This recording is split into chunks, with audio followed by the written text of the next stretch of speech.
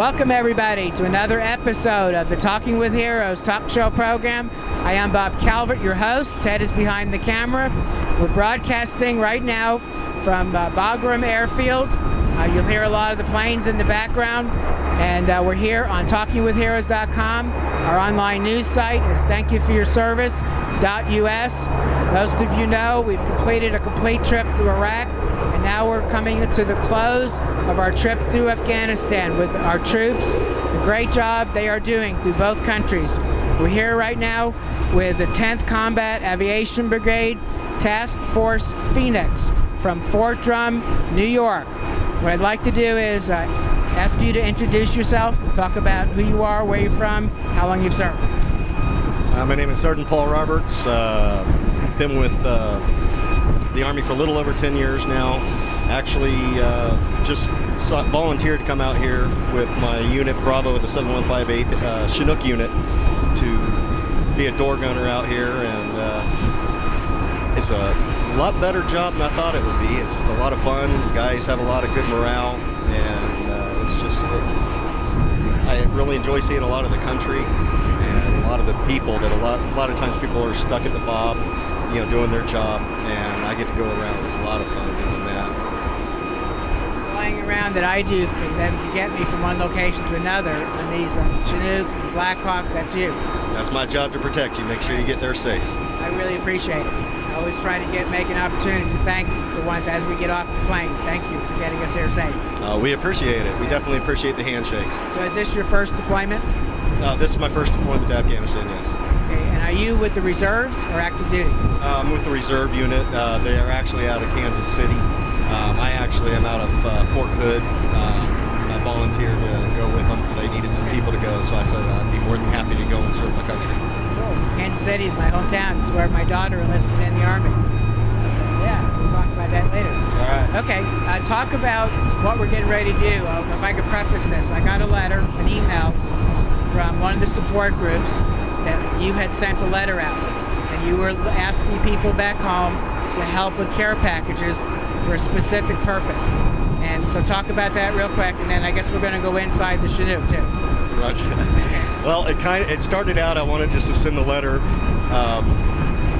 to my local VFW, and I kind of explained to them one of the areas that we landed at for an extended period of time. We saw the living conditions. You know, we thought we had it bad here sometimes, but we got over there and realized that we have it really good. And it kind of touched me, and we had some extra fruit that was on the board, and they saw the fruit and were just elated that they had some fresh fruit, and it kind of got to me a little bit. And so I typed up the letter asking my local VFW. They said that the Texas VFW said, hey, we're going to send it out to every single VFW in the state of Texas, and then it just exploded from there. And next thing I know, you're getting a hold of me, and I'm just, it's amazing what one letter can do. Exactly. It's amazing what the American people can do, and I know they're going to respond to this. But the outposts you're talking about, there are a lot of places in Afghanistan, there's no PX, most of them don't have a toilet, they don't have running water, no electricity, and with all that, and then they're eating MRIs. With all that, these men and women are doing an unbelievable job, working long hours, right? Oh, very much so. I mean, I've been in this situation. When I first came in the military, I was infantry, and too old to do that now.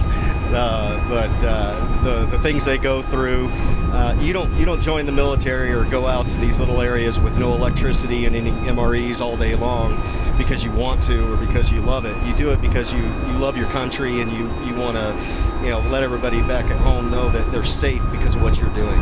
Okay, now this initial email you sent out, you've had a response already, and the response is inside the Chinook behind us, right? A very small fraction of the response, yes. Okay, great. So we're going to go inside the Chinook now and look how some of the American people have already responded. Roger that. Okay.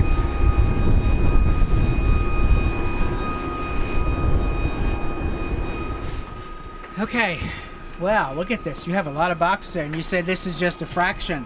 This is a small fraction of what from that first email you sent out. Yes, sir. It's amazing the amount of support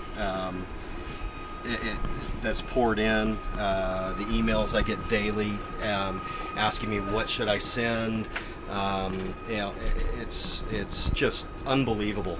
You know, we have, I mean, just to start out, like the guitar here, this was actually given by one of our soldiers that he's going home, and he knew what we were doing, so he gave it to us. And we get a lot of other packages from the soldiers that they don't need everything they get, and instead of just throwing it away or leaving it in their room the whole time, they give it to me now, and we take it out to the other areas out there.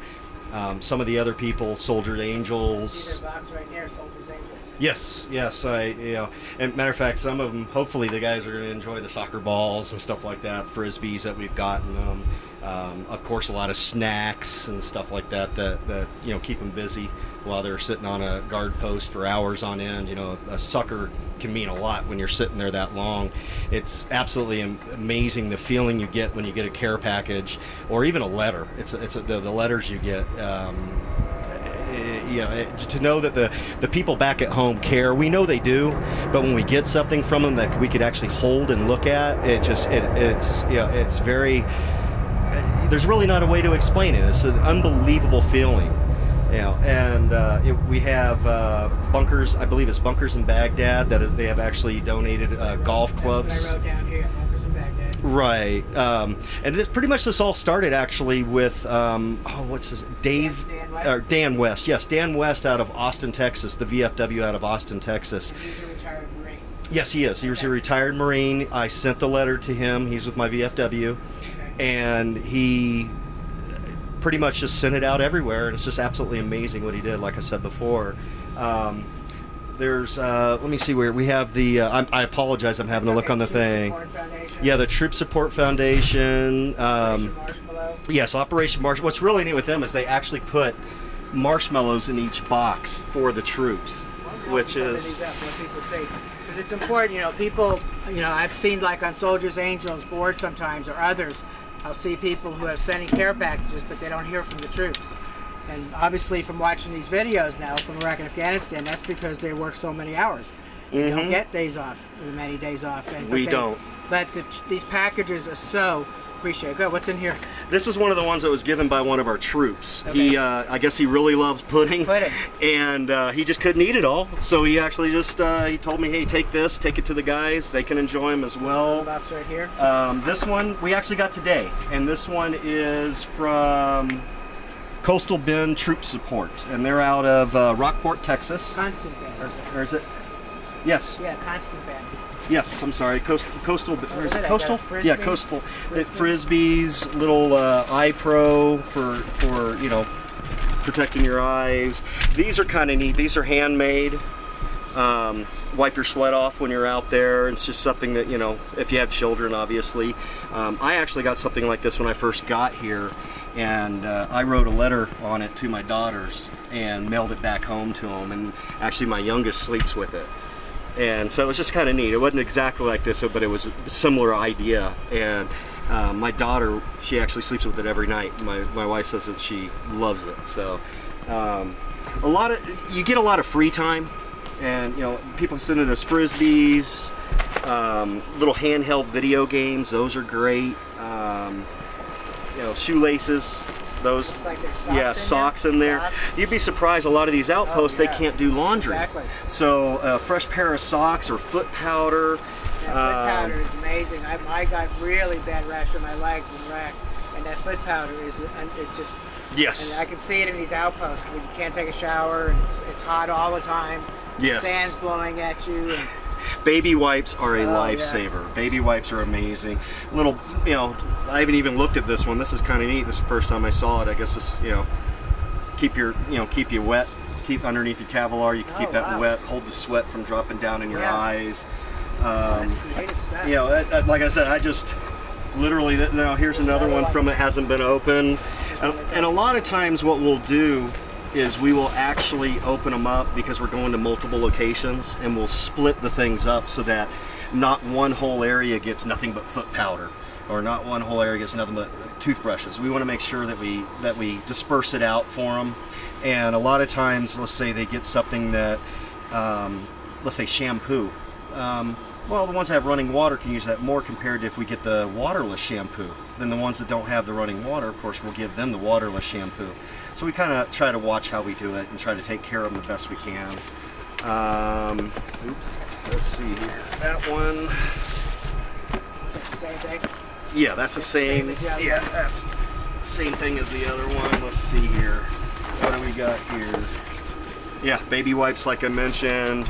Toilet paper, because the toilet paper we get is kind of rough, so it's kind of nice to get some soft toilet paper. A lot of chapstick. I think it's made here, right? Toothpaste? Yes, well, not the toothpaste, but no, I mean the toilet paper.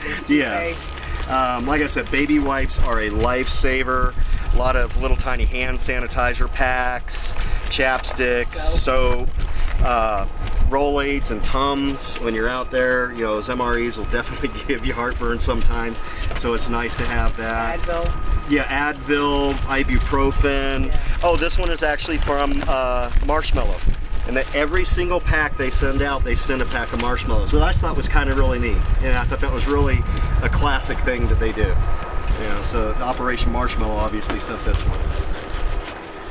And you got a big box up here from the makers of Jelly Belly candy gum. Yes, Jelly Belly sent us a whole huge box of jelly bean samples.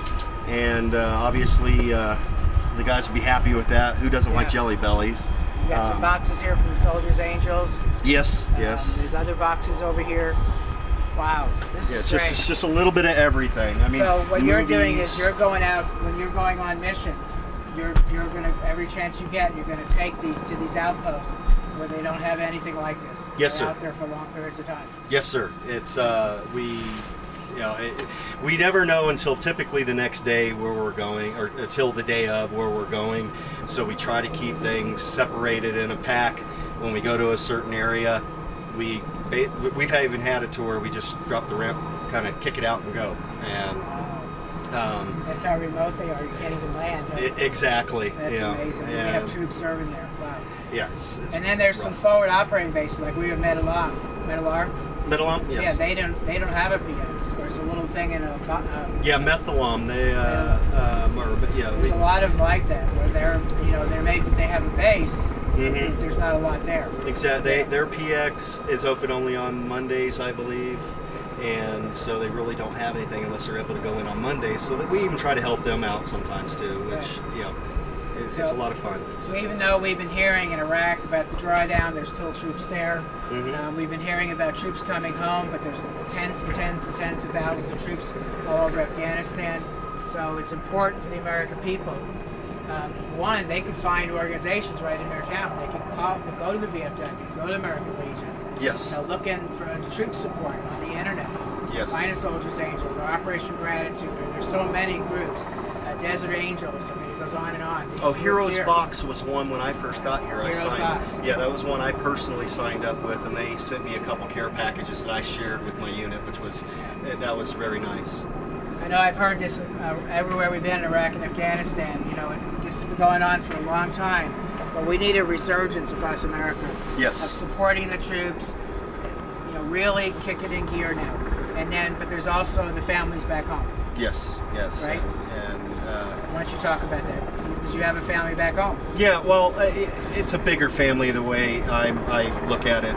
We're the Spartans, is what we're Bravo the 7-1 the 5/8 of Spartans, and we're all over the U.S. and those are my family. My family is part of that family. So if I could say hello to the Spartans back at home and here over in Afghanistan, we love you and thank you. So VFW.